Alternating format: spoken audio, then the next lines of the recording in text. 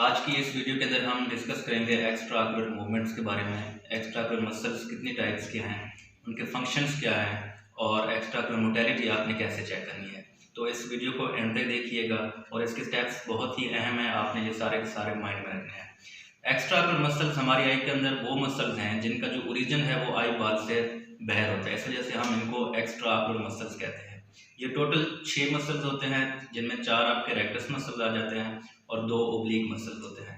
रेक्टाइल muscles में आपके superior rectus muscle है जिसकी ओरिजिन जो है ना वो अपवर्ड होती है, और इसके अलावा इंफीरियर रेक्टस मसल है, मीडियल रेक्टस मसल है और लेटरल रेक्टस मसल है।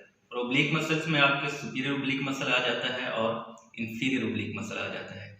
इनके फंक्शंस क्या क्या है? हमारा जो सुपीरियर रेक्टस मसल है इसका काम होता है आई को अपवर्ड मूव कराना, और जो इंफीरियर रेक्टस मसल है इसका काम क्या होता है आई को डाउनवर्ड मूव करवाना, और जो लेटरल रेक्टस मसल है ये आई को टेम्परली मूव करवाता है, और जो मीडियल रेक्टस मसल है वो आई को मीडियल साइड पर मूव कराता है। इसके अलावा जो सुपीरियर ओब्लिक मसल हैं इनके मैंने आपको प्राइमरी फंक्शंस बताए हैं, सेकेंडरी और टर्शियरी फंक्शंस भी हैं। जो ओब्लिक मसल हैं उनमें सुपीरियर ओब्लिक मसल जो है उसका प्राइमरी फंक्शन होता है इंटॉर्जन, और इसके अलावा जो इंफीरियर ओब्लिक मसल है उसका प्राइमरी फंक्शन होता है एक्सटॉर्जन। जो सुपीरियर ओब्लिक मसल है उसका जो सेकेंडरी फंक्शन है ना वो होता है एलिवेशन, और इंफीरियर ओब्लिक का क्या होता है कि डिप्रेशन।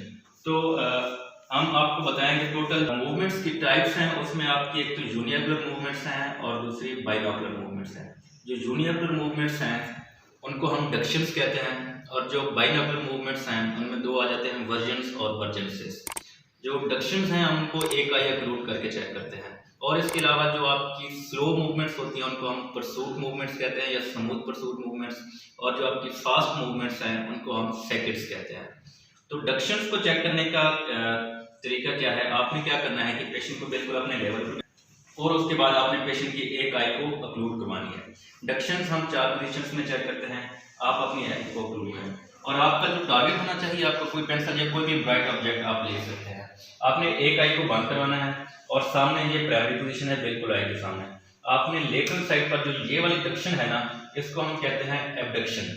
आपने पेशेंट को कहना है आपने सर को मूव नहीं कराना, सिर्फ आइज को मूव कराना है, ये आपने पेशेंट को लाजमी करके देना है।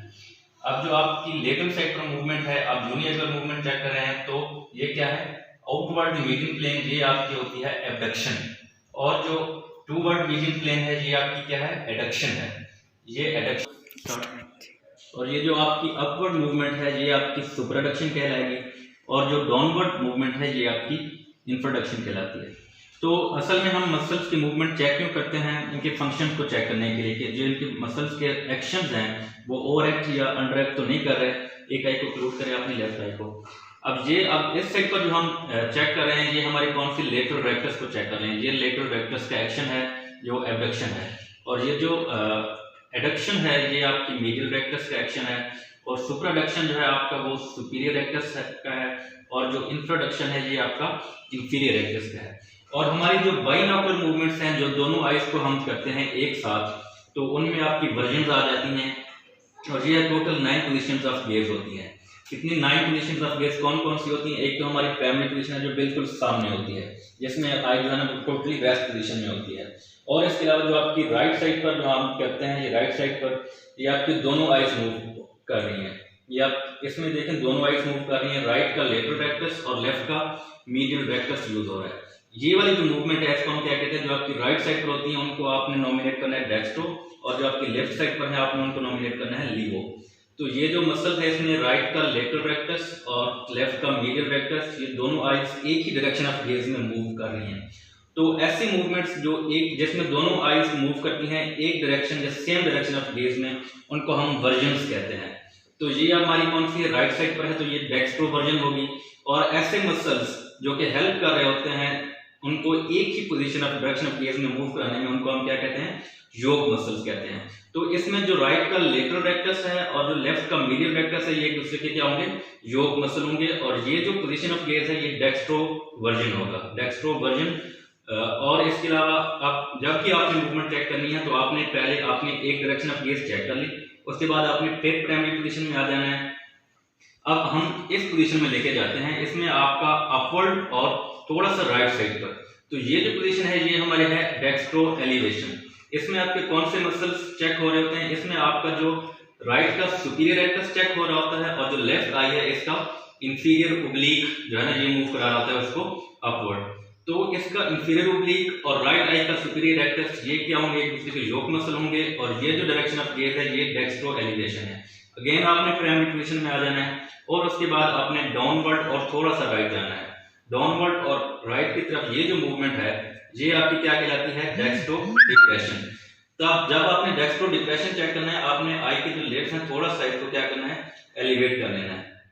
अब ये जो इसमें राइट का इंफीरियर ओब्लिक मसल यूज हो रहा है और लेफ्ट का सुपीरियर रेक्टस, राइट का इंफीरियर रेक्टस यूज हो रहा है जबकि लेफ्ट का सुपीरियर ओब्लिक यूज हो रहा है और ये डायरेक्शन ऑफ गेज है डेक्स्ट्रो डिप्रेशन। अगेन आपने प्राइमरी पोजीशन में आ जाना है और आपने अब इस पोजीशन ऑफ गेज में ये आपकी पोजीशन ऑफ गेज क्या है?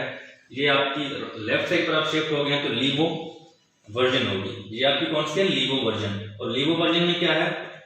आपका लेफ्ट का लेटरल रेक्टस यूज हो रहा है, राइट का मीडियल रेक्टस। तो इसमें राइट जो लेफ्ट है इसका लेटरल रेक्टस और राइट का मीडियल रेक्टस ये दूसरे की क्या है? योक मसल है और ये मूवमेंट कौन सी है? वर्जन है, लीवो वर्जन। और अगेन आपने प्राइमरी पोजीशन में आ जाना है, फिर आपने थोड़ा सा लेफ्ट साइड पर और अपवर्ड जाना है। तो इस पोजीशन में कौन सी होगी? आपकी जो लेफ्ट आई है उसका आपका सुपीरियर रेक्टस यूज हो रहा है और लेफ्ट राइट का आपका इंफीरियर ओब्लिक यूज हो रहा है और ये डायरेक्शन ऑफ गेज कौन सी है? लीवो एलिवेशन। और अगेन आपने प्राइमरी पोजीशन में आना है और उसके बाद डाउनवर्ड और लेफ्ट साइड पर।